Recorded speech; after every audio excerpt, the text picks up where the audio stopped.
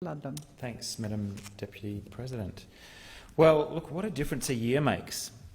This time last year, Mr Turnbull's challenge to Tony Abbott's Prime Minister Tony Abbott's cringeworthy Prime Ministership was actually still on the horizon, and the coalition was still locked into the pretence that everything was going to work out fine for them. And a year on, with the 2016 election now receding fast into the political rearview mirror, it is a good time to think about what has happened in the intervening year and what role this chamber is going to play as we enter more complex times.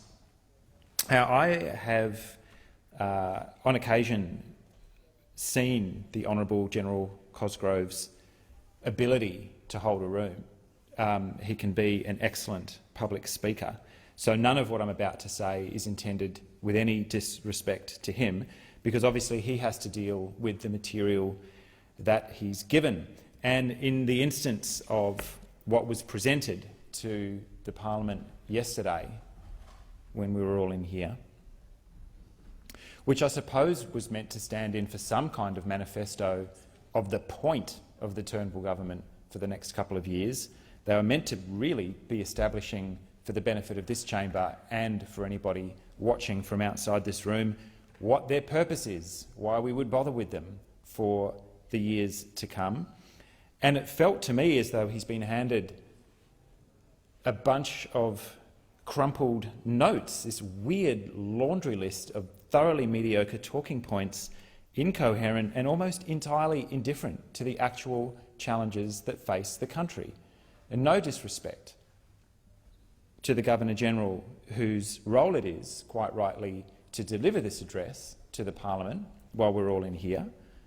But those who wrote that material, you can only imagine a handful of people sealed into a room with their eyes glazed over. What kind of agenda was presented to us yesterday? Where was the housing affordability crisis?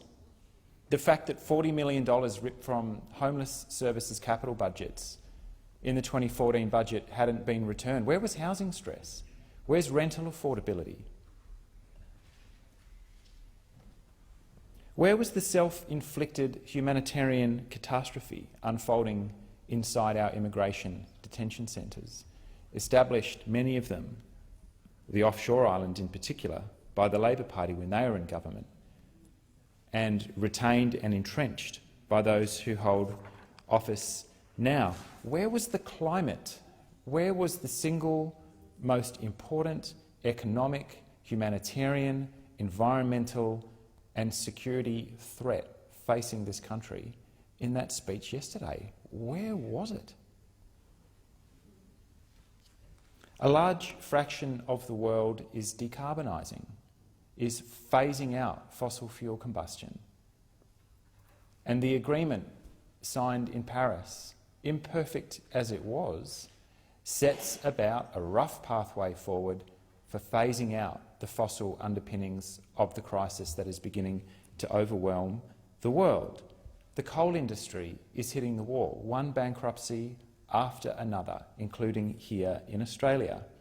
The international oil price is approaching historic post-war lows.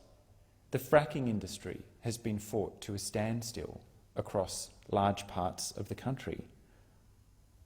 Where was all of that in yesterday's speech? I've discovered in these addresses that only happen reasonably infrequently that it's important to listen for what's not in the speech. What is the government seeking not to highlight? What is it less proud of?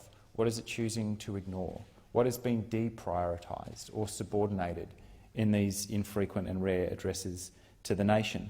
There was certainly talk of innovation, and I think if I can recall anything from the turnover between former Prime Minister Abbott and Minister Turnbull, which ignited a small spark of hope, it didn't last long, but it was there for myself and for probably many others around the country, was this talk of innovation, was talk of somebody who was digitally literate, who didn't have his head stuck in the vanishing coal industry, but knew something about the telecommunications sector, by way of one single example, and recognised that we needed to transition to a more diversified economy.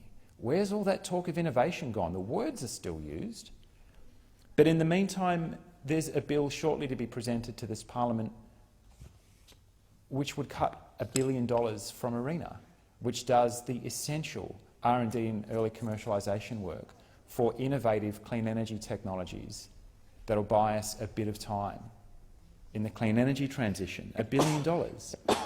The extraordinarily reckless attacks on CSIRO and the rest of the research community, and the unfolding debacle, which again will be revisited within this parliament, of the National Broadband Network. You know, these are the entities and the enabling infrastructure that can actually carry you into that more diversified and resilient economy. So you can read all the buzzwords you like into the parliamentary record, or into headland and impressive sounding speeches about agility and innovation.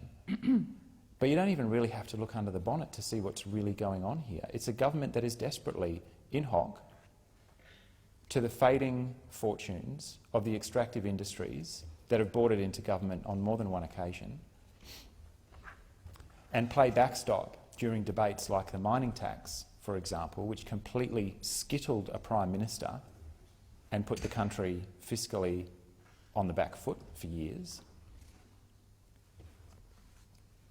Wedded to these industries, and instead of talking transition on behalf of their workforce, or on towns like, for example, Collie in the southwest of Western Australia, which is a very narrow economic base, because it has provided the underpinnings of the power system, no pun intended, in Western Australia, or at least in the southwest, for a century.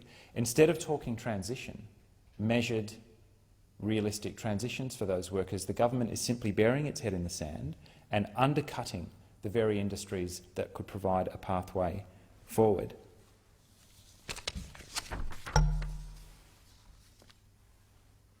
I want to quote briefly from Admiral Samuel J. Locklear III, who's former US Pacific Commander of the US Navy. He's retired now. And this is what he said in November 2015. Today we find ourselves in a period of unprecedented global change, change that is introducing significant emerging challenges to the global security environment. Foremost among these emerging challenges are the long-term security implications of climate change. These changes are prompting US policymakers, decision-makers and military planners to re-evaluate and adjust our long-term whole-of-government strategic priorities and approaches in the region. We can critique all we like the way that the climate debate has played out in the United States. If anything, it's been uglier than what's unfolded here.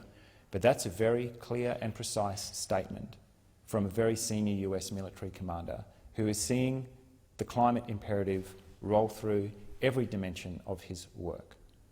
And I will have, and no doubt Senator Whish-Wilson and others of my Green colleagues will have more to say in this parliament about what security means in the 21st century in a world where this energy transition is well underway, where the old priorities of protecting oil pipelines and shipping lanes out of the Persian Gulf may change quite rapidly in an energy transition where we're finally reaping the benefits of the near infinite supplies of solar energy, wind energy, wave energy and other renewable sources.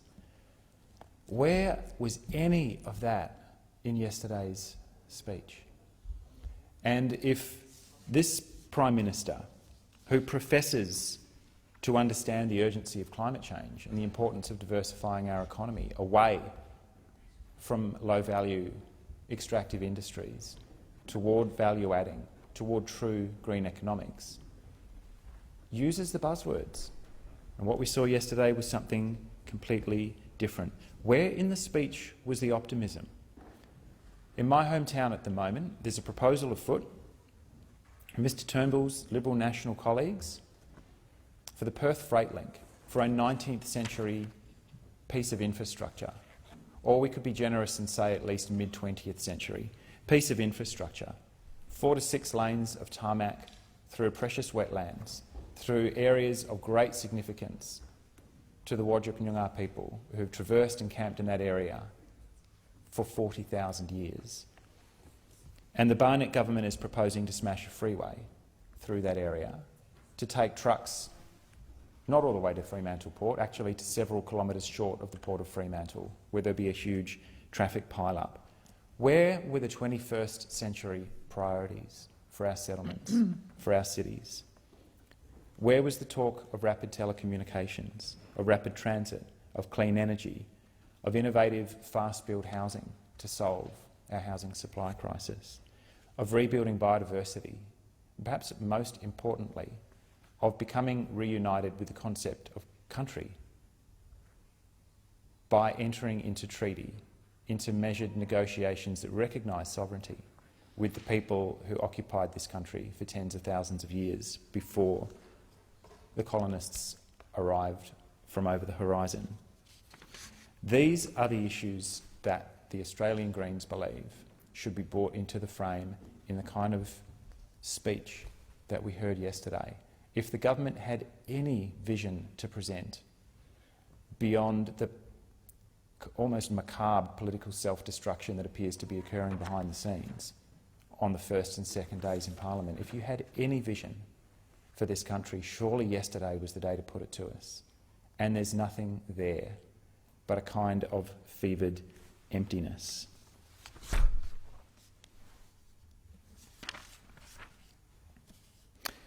I think there's a reason why media oligarchs beam 24/7 race hate and paranoia into outer metropolitan suburbs. And I gather we will be discussing media reform in this Parliament before too long, because the government has a proposition to put to us to consolidate and entrench media ownership even more tightly than it already is. But I think there is a reason why that race hate and that fear and that division is such a preoccupation of certain corners of the press. The beaming those messages of division into outer metro suburbs and regional towns hit very hard by the slow-motion collapse of the commodities boom. And there's a reason why people facing intergenerational unemployment and the privatisation of basic health and education services are being offered Syrian refugees as convenient targets of their discontent. I would suggest that it's an old bait-and-switch trick that's probably as old as politics itself. If you're focusing your grievances on people even less fortunate than yourselves, Aboriginal mob, people fleeing Aleppo, people in cages on prison islands, if you're focusing your grievances on them, then it's a lot less likely, isn't it, that you'll end up on the barricades going up against the 1%.